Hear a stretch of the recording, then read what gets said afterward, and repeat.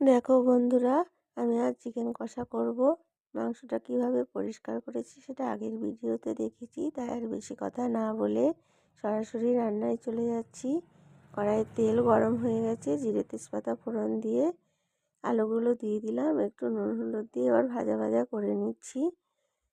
আলুগুলো একটু ভাজা ভাজা হয়ে গেলে আমি পেঁয়াজগুলো দিয়ে দেবো।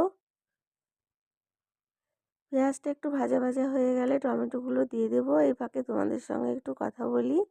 আমাদের এখানে প্রচণ্ড ঠান্ডা পড়েছে।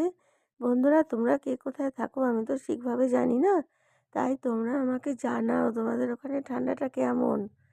এই দেখো, আমি চিকেন কষা করার জন্য যে মশলাটা তৈরি করেছি তার মধ্যে কাঁচা লঙ্কা দিয়েছি 10-12টা, শুকনো লঙ্কা 5-6টা, আদা পরিমাণ মতন, আর রসুন গোটা 4, আর জিরে সব দিয়ে পেস্টটা তৈরি করেছি। এই পেস্টটা এবার আমি কড়ার মধ্যে দিয়ে দেবো, আর বাটি ধোয়া জলটাও দিয়ে দেবো। এই ফাঁকে তোমাদের সঙ্গে আর একটু কথা বলে নিই।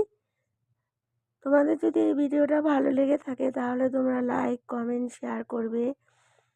ইউটিউব চ্যানেল থেকে দেখলে ইউটিউব চ্যানেলটাকে সাবস্ক্রাইব করে দেবে, আর পেজ থেকে দেখলে পেজটাকে ফলো করে দেবে।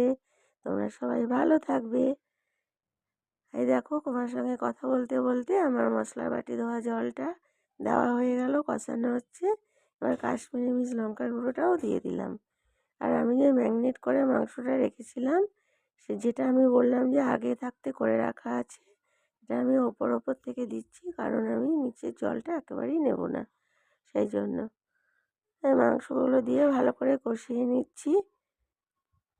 একটু ঢাকা দিয়ে দেবো এবার।